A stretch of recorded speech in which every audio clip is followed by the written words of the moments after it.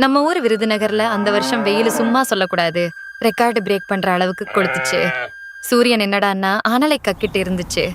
மதிய நேரத்துல பாத்தீங்கன்னா கிராமத்து தெருவெல்லாம் ஆள் அரவமே இல்லாம வெறிச்சோடி போயிடும். ஊர்ல இருக்கிற பெரிய ஆலமரத்துக்கு அடியில மட்டும் பெரியவங்களும் முதியவர்களும் கூட்டமா உட்கார்ந்துருப்பாங்க.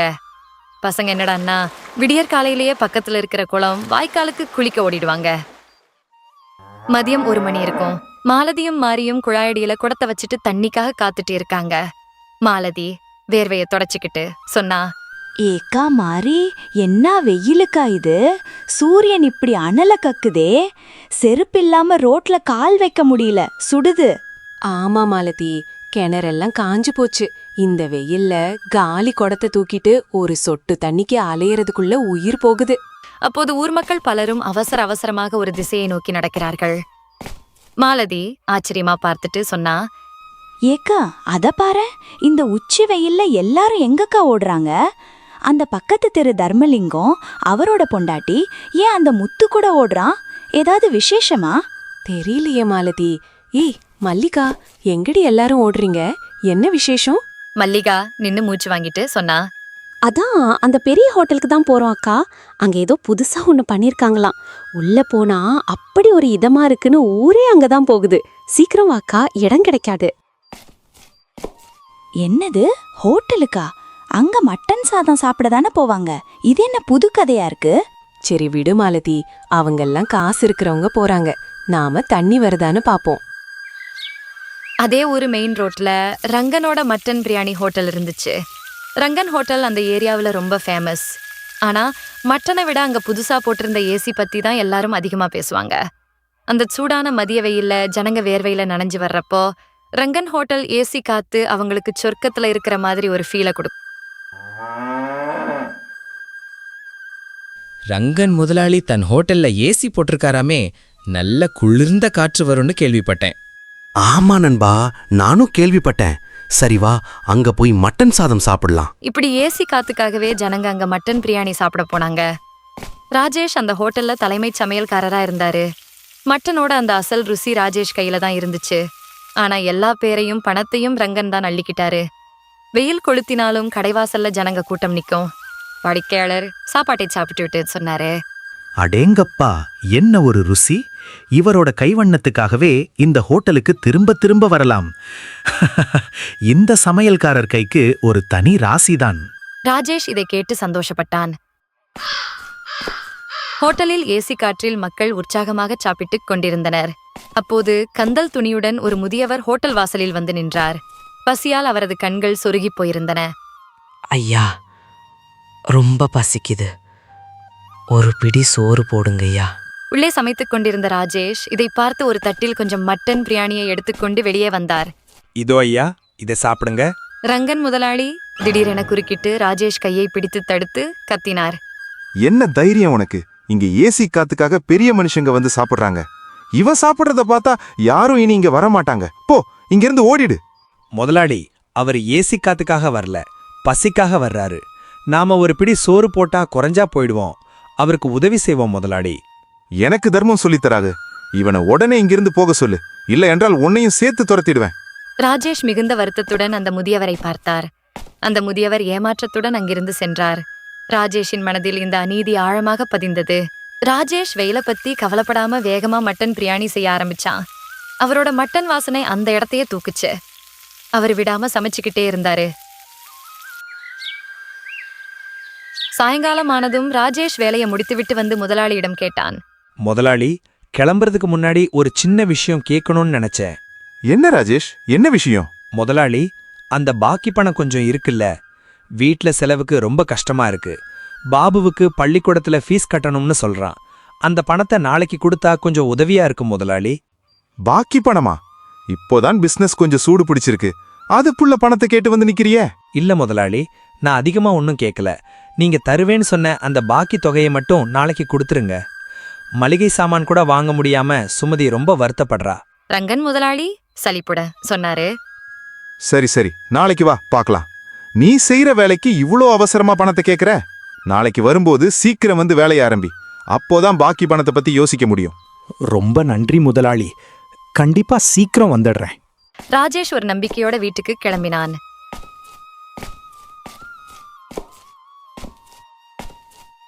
வீட்டுல அவருக்கு சுமதினு மனைவியும் மீனான்னு ஒரு மகளும் பாபுன்னு ஒரு மகனும் இருந்தாங்க. அப்பாவை பார்த்ததும் மகன் பாபு மகிழ்ச்சியுடன் சொன்னான், அப்பா அப்பா, வெயில் ரொம்ப அதிகமா இருக்குப்பா, எங்களுக்காக ஒரு ஃபேன் வாங்கிட்டு வருவேன்னு சொன்னீங்களே. இல்லைண்ணா, நான் பிரியா வீட்டுக்கு போனப்ப அங்க கூலர் ஓடுது. அப்பா, நீங்க கூலரே வாங்கிட்டு வந்துருங்கப்பா. இதை கேட்டதும் ராஜேஷுக்கு தொண்டை அடைச்சிருச்சு. அவரு தன் பிள்ளைகளை பார்த்தாரு. கண்ணுல இருந்து கண்ணீர் வராம தடுத்துக்கிட்டாரு. ஆமாம் என் செல்ல மகளே, நீ கவலைப்படாதே. நான் முழு முயற்சி செய்கிறேன். நாளைக்கு முதலாளி கிட்ட காசு வாங்கிட்டு வருவேன். முதல்ல உனக்கு புதிய மின் விசிறி வாங்கிட்டு வர்றேன். அது வரைக்கும் அந்த பானை தண்ணியை குடிச்சிட்டு இருங்க. ராஜேஷ் தனக்குள்ளேயே சொன்னான், பிள்ளைகளுக்காக இவ்வளவு கூட செய்ய முடியலையே. முதலாளி கிட்ட நாளைக்கு காசு வாங்கி ஒரு ஃபேன் வாங்கிட வேண்டியதுதான். நிஜமாவே வெயில் தாங்க முடியல. அடுத்த நாள் வழக்கம் போல மட்டன் சமைக்க ஆரம்பிச்சாரு ராஜேஷ். நேத்து நான் திட்டினது வேலை செஞ்சிருக்கு போல. இன்னைக்கு நீ சீக்கிரமாவே வேலைக்கு வந்துட்ட. நல்லது, வேலையை பாரு. கஸ்டமர்ஸ் வராங்க பாரு. வேலை செய்யலன்னா என் குடும்பம் ஓடாது முதலாளி. இதுல தான் எனக்கு 2 நேர சாப்பாடே கிடைக்குது. அப்புறம் சில வாடிக்கையாளர்கள் வர்றாங்க. அடேங்கப்பா ரங்கன் முதலாளி, உங்க ஹோட்டல் ஏசி சும்மா ஜில்லுன்னு குளுகுளுன்னு இருக்கு. ஆமா முதலாளி, நாங்க சாப்பிட வர்றதை விட இந்த ஜில்லுன்னு இருக்கிற காத்தை அனுபவிக்கத்தான் வர்றோம். இங்க உட்கார்ந்தா சொர்க்கத்துக்கே வந்த மாதிரி இருக்கு. இங்க பாருங்க மக்களே, உங்களை இலவசமா இங்க உட்கார வைக்க நான் ஏசி போடல. நீங்க ஏசில உட்காரணும்னா ஆளுக்கு ஒரு பிளேட் மட்டன் சாதம் கண்டிப்பா ஆர்டர் பண்ணியே ஆகணும். தெரியும் நங்கன், 2 பிளேட் பிரியாணி கொண்டு வர சொல்லு.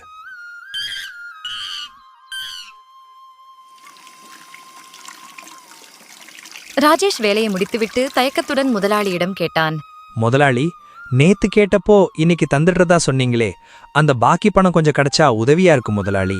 ரங்கன் முதலாளி கடுப்போடு கல்லாவிலிருந்து ஒரு 500 ரூபாய் நோட்டை எடுத்து நீட்டி சொன்னாரு, இந்தா பாக்கி பணமாம்ல, இந்த 500 ரூபாயை வச்சுக்கோ.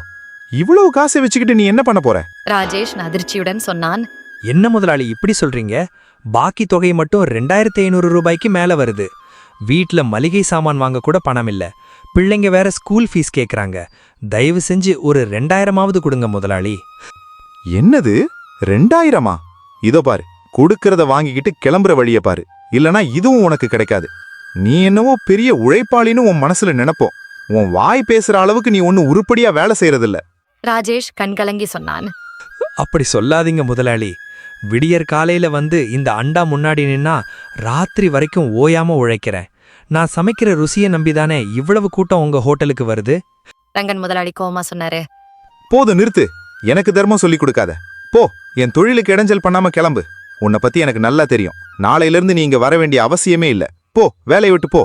ரங்கன் முதலாளி கொஞ்சம் கூட மனசாட்சியே இல்லாம வெறும் 500 ரூபாய ராஜேஷ் முகத்துல எரியாத குறையா கொடுத்து அவரை வேலையை விட்டு துரத்துறாரு. ராஜேஷ் கண்ணுல வர்ற கண்ணீரை தொடச்சுக்கிட்டு அந்த அவமானத்தோடையே அந்த 500 ரூபாய் நோட்டை எடுத்துக்கிறான். ரங்கன் முதலாளி கிட்ட சண்டை போட்டு எந்த பிரயோஜனமும் இல்லைன்னு அவனுக்கு நல்லாவே புரியுது. ராஜேஷ் தனக்குள்ளேயே சொன்னான், இவ்ளோ கம்மி பணத்தை வச்சுக்கிட்டு என் பொண்டாட்டி பிள்ளைங்க முன்னாடி எப்படி நிப்பேன் அப்படின்னு மனசு உடைஞ்சு போய் அங்கிருந்து கிளம்புறான். ராஜேஷ் அந்த 500 ரூபாயோட மார்க்கெட்டுக்கு கிளம்பினான். அவனோட முதல் வேலை மளிகை பொருட்களும் வீட்டுக்கு ஒரு ஃபேனும் வாங்குறது தான். முதல்ல காய்கறி கடைக்கு போனான். அண்ணா, வெங்காயம் என்ன விலை? தக்காளி என்ன விலை? தம்பி, தக்காளி கிலோ 10 ரூபாய். வெயில் காரணமா தக்காளி தட்டுப்பாடு இருக்கு. ஆனா வெங்காயம் கிலோ 20 ரூபாய்க்கு கிடைக்கும். சரி அண்ணா, 50 ரூபாய்க்கு வெங்காயமும் தக்காளியும் போடுங்க. ராஜேஷ் 50 ரூபாய்க்கு வெங்காயமும் தக்காளியும் வாங்கிக்கிட்டு ஃபேன் வாங்கறதுக்காக கடை வீதிக்கு சென்றான். அங்கே எல்லா வகையான ஃபேனும் இருந்துச்சு. அந்த கடையை பார்த்ததும் அங்கே தயக்கத்தோட போனான். ராஜேஷ் தனக்குள்ளேயே சொன்னான், இங்கே இவ்வளவு விலையுயர்ந்த பொருட்கள் இருக்கு, என்கிட்ட ஒரு சின்ன ஃபேன் வாங்க கூட பணம் இல்லையே. ராஜேஷ், எப்படி இருக்க? உங்களை எனக்கு அடையாளம் தெரியலையே. நீங்க யாரு? நண்பா, மறந்துட்டியா? நாம சின்ன வயசுல ஒன்னா படிச்சோமே, சுரேஷ். ஒல்லிக்குச்சி சுரேஷ். ஒல்லிக்குச்சி சுரேஷ் என்ற பெயரை கேட்டதும் ராஜேஷுக்கு ஞாபகம் வந்துடுச்சு. அட ஆமாம் சுரேஷ், நினைவுக்கு வந்துடுச்சு. நீ ரொம்ப வளர்ந்து மாறிட்ட. இந்த கடை உன்னுடையதா? ஆமா ராஜேஷ், என் கடை தான். உனக்கு ஏதாவது வேணுமா? உனக்கு பிடிச்சதை எடுத்துக்கோ. என்கிட்ட பணம் இல்ல சுரேஷ். ஆனா என் பொண்ணு ஒரு ஃபேன் வாங்கி வர சொன்னாள். உன்கிட்ட ஃபேன் வாங்குற அளவுக்கு என்கிட்ட பணம் இல்ல. என்ன ராஜேஷ் இப்படி பேசுற? நான் உன் நண்பன் இல்லையா? உனக்கு எந்த ஃபேன் வேணுமோ எடுத்துக்கோ. நான் உன்னிடம் பணம் வாங்க மாட்டேன். உன்னிடம் பணம் வரும்போது கொடு. தன் நண்பன் சொன்னதை கேட்டு ராஜேஷ் ரொம்ப சந்தோஷப்பட்டான். அவன் ஒரு மீடியம் சைஸ் ஃபேனை வாங்கிக்கிட்டு வீட்டுக்கு வந்தான். வீட்டுக்கு வந்ததும் அவன் கையில காய்கறிகளும் ஃபேனும் இருக்கிறதை பார்த்ததும் பிள்ளைகள் குஷியானாங்க. எங்க அப்பா ரொம்ப நல்லவர். இனிமே எங்களுக்கு வெயில் கஷ்டமே தெரியாது. வீட்டுல பிள்ளைகள் ஃபேனை பார்த்து சந்தோஷப்பட்டாங்க. ஆனா சுமதிக்கு ஏதோ கவலை தெரிஞ்சது. ஃபேன் என்னவோ வாங்கிட்டு வந்துட்டீங்க, ஆனா ஏன் ஒரு மாதிரி சோகமா இருக்கீங்க? முதலாளி வெறும் 500 ரூபாய் கொடுத்து என்னை வேலையில விட்டு தூக்கிட்டாரு. இன்னும் மளிகை பொருட்கள் வாங்க வேண்டியிருக்கு. இனிமே என்ன பண்ணுவேன்? பரவாயில்ல விடுங்க. கையில காசு இல்லாம இந்த ஃபேனை எப்படி வாங்கிட்டு வந்தீங்க? கடை வீதிக்கு போனப்ப என் பழைய ஸ்கூல் நண்பன் சுரேஷை பார்த்தேன். நான் உன்கிட்ட முன்னாடியே சொல்லியிருக்கேன்ல, அந்த ஒல்லிக்குச்சி சுரேஷ் அவன்தான். இப்போ அவன் பெரிய ஃபேன் கடை வச்சிருக்கான். அப்படியா? அவர் எப்படி கொடுத்தார்? நம்ம பொண்ணு மீனா ஃபேன் வேணும்னு கேட்ட விஷயத்த சொன்னேன். என்கிட்ட இப்போதைக்கு பணம் இல்லைன்னு சொன்னேன். அவன் ரொம்ப தாராளமா நடந்துகிட்டான். நீ என் நண்பன் ராஜேஷ், உன்கிட்ட எப்படி பணம் வாங்குவேன்? உனக்கு வேண்டிய ஃபேனை எடுத்துட்டு போ, காசு அப்புறமா கொடுன்னு சொல்லிட்டான். நல்ல நண்பரா இருக்காரே. பிள்ளைங்களுக்காக இந்த வெயில்ல ஃபேன் கிடைச்சது வரைக்கும் சந்தோஷம்தான். ஆமா சுமதி, ஆனா வேலை போனதுதான் கவலையா இருக்கு. நீங்க இவ்ளோ உழைக்கிறீங்க, ஆனாலும் முதலாளி உங்களுக்கு சரியான சம்பளம் கொடுக்கறதில்ல. போதாக்குறைக்கு வேலையை விட்டும் தூக்கிட்டாரு. நான் ஆரம்பத்துல இருந்தே சொல்லிட்டு வரேன், நீங்க அங்க சமைச்ச காரணத்தால தான் அவரோட ஹோட்டல் ஓடுச்சு. நீங்களும் ஏன் ஒரு சின்ன மட்டன் பிரியாணி ஹோட்டல் ஆரம்பிக்க கூடாது? நீ சொல்றது சரிதான், ஆனா பாத்திரங்களும் மத்த பொருட்களும் நம்மகிட்ட இல்லையே. எல்லாத்தையும் விட பெரிய விஷயம், அவர்கிட்ட ஏசி இருக்கு. அதனாலதான் கிராமத்து ஜனங்க அவர்கிட்ட சாப்பிட போறாங்க. உங்க பழைய நண்பர் தானே ஃபேன் கொடுத்தாருன்னு சொன்னீங்க. அப்போ முதலாளி கொடுத்ததுல இருக்க மீதி பணத்துல நீங்க மட்டன் வாங்கிட்டு வாங்க. நாளைக்கு நாமளும் மட்டன் பிரியாணி கடை போடுவோம். எல்லாம் நல்லபடியாவே நடக்கும். தன் மனைவியோட பேச்சை கேட்டு அடுத்த நாளே ஒரு இடத்த வாடகைக்கு எடுத்து ஒரு சின்ன ஹோட்டல் ஆரம்பிச்சான் ராஜேஷ். தன்னோட ஃபேமஸ் மட்டன் பிரியாணியை சமைச்சான். வாங்க வாங்க, ராஜேஷ் கையால செஞ்ச ஃபேமஸ் மட்டன் பிரியாணியை சாப்பிட்டு பாருங்க. இந்த சுவை வேற எங்கேயும் கிடைக்காது. ராஜேஷ் ஹோட்டல் ஆரம்பிச்சதை பார்த்து கிராமத்து ஜனங்க சில பேர் சாப்பிட வந்தாங்க. என்ன ராஜேஷ், ரங்கன் முதலாளி கிட்ட வேலை செய்யறத விட்டுட்டியா? நீயே சொந்தமா ஹோட்டல் வச்சிட்டியா? முதலாளி என்ன வேலையில விட்டு தூக்கிட்டாரு. இப்போ குடும்பத்தை நடத்த ஏதாவது ஒண்ணு பண்ணணுமே. பரவாயில்ல ராஜேஷ், மட்டன் பிரியாணி கொடு. ராஜேஷ் சந்தோஷமா அவங்களுக்கு மட்டன் பிரியாணி கொடுத்தான். ஜனங்க சாப்பிட்டு பார்த்தாங்க. அது ரொம்ப ருசியா இருந்துச்சு. ஆனா ரங்கனோட ஹோட்டல்ல இருந்தது போல இவங்க கிட்ட ஏசி இல்ல. தம்பி, மட்டன் பிரியாணி நிஜமாவே ரொம்ப ருசியா இருக்கு. ஆனா இந்த வெயில்ல வேர்க்க விறுவிறுக்க எங்கனால மட்டன் பிரியாணி சாப்பிட முடியல. ஆமா ராஜேஷ், சாப்பிட்ட திருப்தியை விட வெப்பம் தான் அதிகமா இருக்கு. சரிங்க, நான் ஏதாவது பண்றேன். ஆமா, ஏதாவது பண்ண, இல்லனா உன் ஹோட்டல் முன்னுக்கு வராது. ஆரம்பத்துல ஏசி இல்லைன்னு மக்கள் தயங்கினாலும் ராஜேஷோட மட்டன் பிரியாணி ருசி ஊர் முழுக்க பரவ ஆரம்பிச்சது. வெயிலையும் மீறி ஜனங்க வரிசையில நிக்க ஆரம்பிச்சாங்க. வாடிக்கையாளர் பிரியாணியை சாப்பிட்டு கொண்டே சொன்னாரு, ஏப்பா ராஜேஷ், ரங்கன் ஹோட்டல்ல ஏசி காத்திருக்கலாம், ஆனா அங்க இல்லாத ஒரு விஷயம் இங்க இருக்குப்பா. அதுதான் உன் கைமணம். ஆமாங்க, அங்க ஏசி காத்துக்காக போய் நிம்மதி இல்லாம வர்றதை விட இங்க வேர்க்க விறுவிறுக்க உட்கார்ந்து ஒரு வெட்டு வெட்டுறதுல கிடைக்கிற திருப்தியே தனிதான். ரொம்ப நன்றிங்க. நீங்க கொடுக்கிற இந்த ஆதரவு தான் என்னை அடுத்த கட்டத்துக்கு கொண்டு போகும். கொஞ்ச நாள்ல ஊர்ல பெரிய மாரியம்மன் கோவில் திருவிழா வந்துச்சு.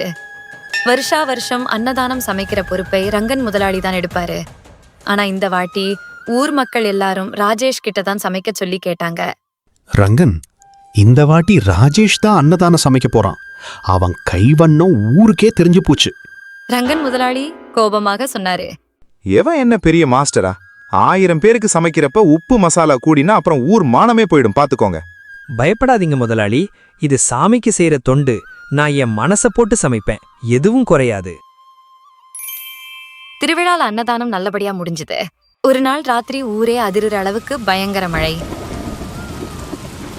ராஜேஷ் வீட்டுக்கு கிளம்புறப்போ ரோட்ல ஒரு முதியவர் வண்டியில இருந்து கீழே விழுந்து அடிபட்டு கிடந்ததை பார்த்தாரு. ஐயா, என்னாச்சு? பயப்படாதீங்க, நான் இருக்கேன். ராஜேஷ் அவரை தூக்கிட்டு போய் பக்கத்துல இருந்த ஹாஸ்பிடல்ல முதலுதவி செஞ்சு அவரோட வீட்டுல கொண்டு போய் விட்டாரு. அந்த முதியவர் அந்த ஊரோட பழைய ஸ்கூல் வாத்தியார். தம்பி ராஜேஷ், இன்னைக்கு நீ செஞ்ச உதவிக்கு ரொம்ப நன்றி. நீ நல்லா வருவ. உன்னோட இந்த குணம்தான் உன்னை இன்னும் பெரிய இடத்துக்கு கொண்டு போகும். ராஜேஷ் உதவி செய்த அந்த முதியவர் அந்த ஊரில் பல தலைமுறைகளுக்கு பாடம் சொல்லிக் கொடுத்த ராமசாமி வாத்தியார். அவருக்கு பிள்ளைகள் கிடையாது. அவருடைய மனைவியுடன் தனியாகத்தான் வாழ்ந்து வந்தார். ஒரு நாள் மாலை ராஜேஷ் வீட்டுக்கு வாத்தியாரும் அவர் மனைவியும் வந்தார்கள். வாங்க ஐயா, வாங்க அம்மா. உடம்பு இப்ப எப்படி இருக்கு? வீட்டுக்கு வந்து இவ்வளவு தூரம் சிரமப்பட்டிருக்க வேண்டாமே, நானே வந்திருப்பேனே. பரவாயில்ல ராஜேஷ், அன்னிக்கு நீ மட்டும் சரியான நேரத்துல உதவலன்னா இந்நேரம் நான் உயிரோடவே இருந்திருக்க மாட்டேன். உன்னை பத்தி விசாரிச்சப்போதான் ஒரு விஷயம் தெரிஞ்சுது. பாபுவும் மீனாவும் ஏன் இன்னும் ஸ்கூலுக்கு போகாம இருக்காங்க? ராஜேஷ் வருத்தத்துடனே சொன்னான். அது வந்து ஐயா, முன்னாடி ரொம்ப வருமானம் கம்மியா இருந்தது. சாப்பாட்டுக்கே கஷ்டப்படும் போது அவங்கள எப்படி பள்ளிக்கூடத்துல சேர்க்கறதுன்னு தெரியல.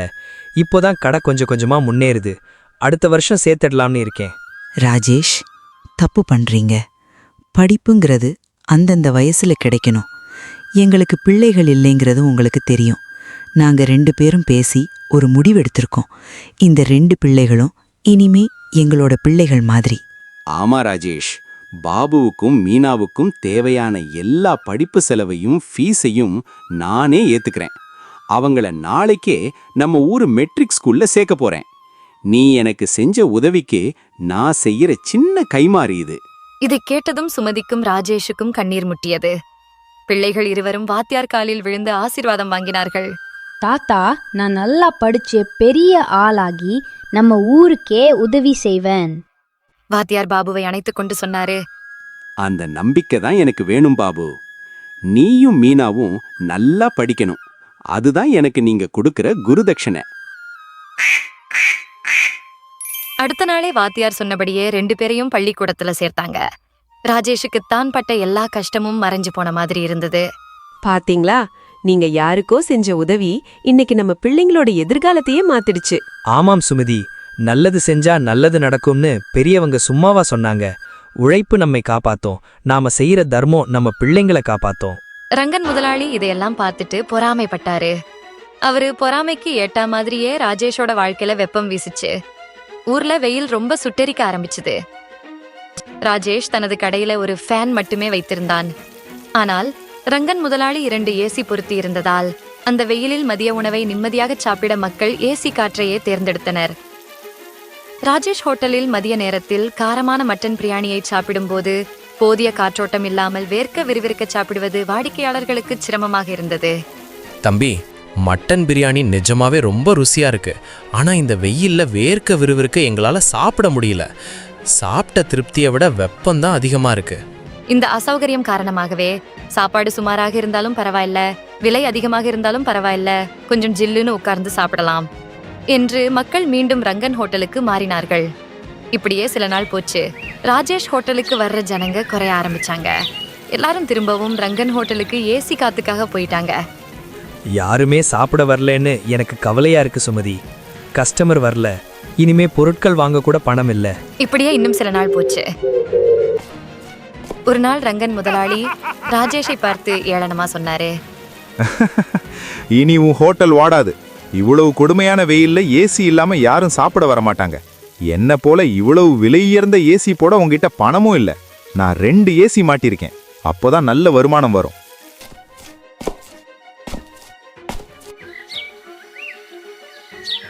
கடைய மூடிடலாம்னு ராஜேஷ் முடிவு பண்ணான். மாலை நேரமும் வந்துச்சு. சரி வா சுமதி, நேரமும் ஆயிடுச்சு. யாரும் வரல. ஹோட்டலை மூடிட்டு வீட்டுக்கு போலாம். 2 பேரும் ஹோட்டலை மூடிட்டு வீட்டுக்கு போறப்ப ரங்கன் ஹோட்டலை பார்த்தாங்க.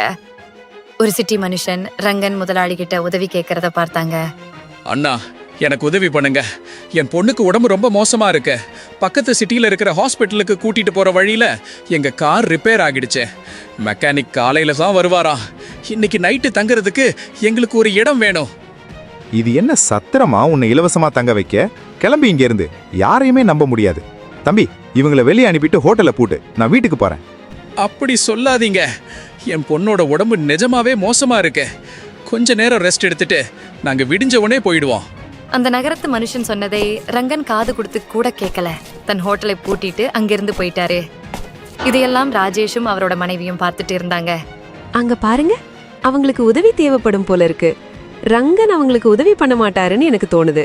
அதுக்கப்புறம் ராஜேஷும் அவரோட மனைவியும் அவங்க கிட்ட போனாங்க. என்னாச்சு ஐயா, நீங்க வருத்தமா இருக்கீங்க?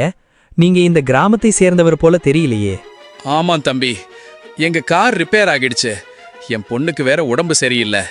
மெக்கானிக் விடிஞ்ச உடனே வந்துடுவாரு. இன்னைக்கு நைட்டு தங்குறதுக்கு எங்களுக்கு ஒரு இடம் தேவைப்படுது. ஐயா, நீங்க கவலைப்படாதீங்க. நீங்க 2 பேரும் எங்க வீட்டுக்கு வாங்க. அதுக்கப்புறம் ராஜேஷும் அவரோட மனைவியும் அந்த நகரத்து மனிதர்களை தன் வீட்டுக்கு கூட்டிட்டு வந்தாங்க. அவங்களுக்கு சாப்பிட கொஞ்சம் சாப்பாடும் கொடுத்தாங்க. ஐயா, கடையில இன்னைக்கு மீதமான மட்டன் பிரியாணி கொஞ்சம் இருக்கு, இத சாப்பிடுங்க. கவலைப்பட எதுவும் இல்ல. நீங்க நிம்மதியா இன்னைக்கு இங்கேயே தங்கலாம். அந்த நகரத்து மனிதர் மட்டன் பிரியாணியை சாப்பிட்டு ஆரம்பிச்சாரு. அதோட ருசி அவரை ரொம்பவே ஆச்சரியப்படுத்தியது. தம்பி, என்ன ஒரு ருசி! உங்க கையில என்ன ஒரு மனம்! இவ்வளவு சூப்பரா சமைக்கிறீங்களே! உங்க ஹோட்டல் ஊர்லயே ரொம்ப ஃபேமஸா இருக்குமே. ராஜேஷ் வருத்தத்துடன் சொன்னான். இல்ல ஐயா, இன்னைக்கு தான் எங்க கடைசி நாள். இன்னையோட ஹோட்டலை மூடிட போறேன். இந்த வெயில்ல ஏசி போட எங்க கிட்ட பணம் இல்ல. அதனால தான் ஜனங்க அந்த ரங்கன் முதலாளியோட ஹோட்டலுக்கு போறாங்க. நீ கவலைப்படாத தம்பி. நான் சிட்டில ஒரு பெரிய பிசினஸ்மேன். என்கிட்ட பணத்துக்கும் செல்வாக்குக்கும் குறவே இல்ல. நீ இவ்ளோ நல்ல மட்டன் பிரியாணி செய்யற. நீ ரொம்ப நல்ல மனுஷன். நீ எங்களுக்கு உதவி பண்ண. இனி நீ நிம்மதியா இரு. நான் நாளைக்கு வந்து உனக்கு உதவி பண்றேன். அந்த நகரத்து மனுஷன் சொன்னதை கேட்டு அந்த தம்பதியினர் ரொம்ப சந்தோஷப்பட்டாங்க. அடுத்த சில நாள்லயே அந்த தொழிலதிபர் வந்து ஒரு சூப்பர் ஹோட்டல் அமைச்சு ஏசியும் மாட்டி விட்டாரு. இப்ப கடை பார்க்கவே செமகெத்தா இருந்துச்சு. ஐயா, உங்களுக்கு ரொம்ப நன்றி. நீங்க என் வாழ்க்கையை காப்பாத்திட்டீங்க. இனிமே ஜனங்க என்கிட்டயும் சாப்பிட வருவாங்க. தம்பி, என்ன இப்படி சொல்ற?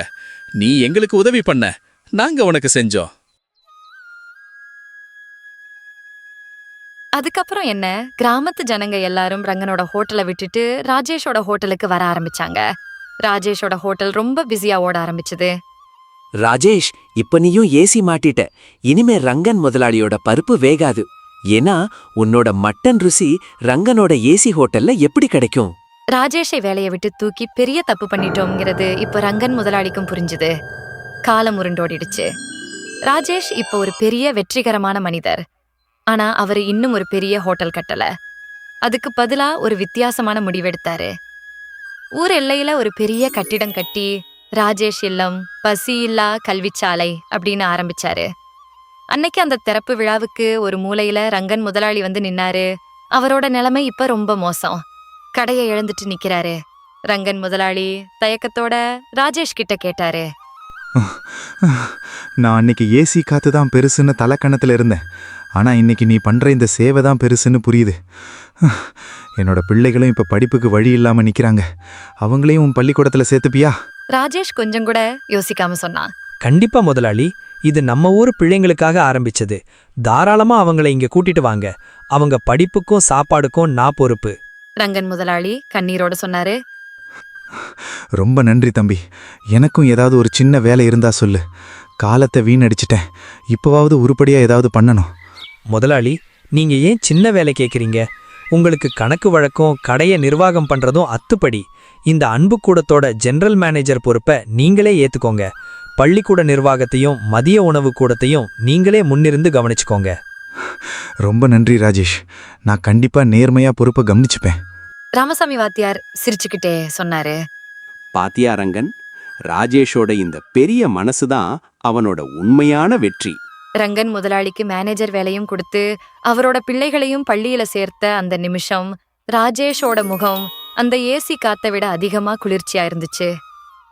இந்த கதையில நம்ம கத்துக்கிட்டது என்னன்னா, உழைப்பும் விடாமுயற்சியும் நம்மை ஒரு நாள் நிச்சயம் உயர்த்தும். நாம் கத்துக்கிட்ட கல்வி கஷ்டமான நேரத்துல வழிகாட்டும். அப்புறம் மத்தவங்க செஞ்ச தப்ப மன்னிக்கும் குணம் அனைவரையும் அன்பால் இணைக்கும். இந்த கதை உங்களுக்கு பிடிச்சிருந்தா ஹைப் பட்டன் கிளிக் பண்ணிட்டு லைக் பண்ணுங்க, ஷேர் பண்ணுங்க, சப்ஸ்கிரைப் பண்ண மறக்காதீங்க. நன்றி, வணக்கம்.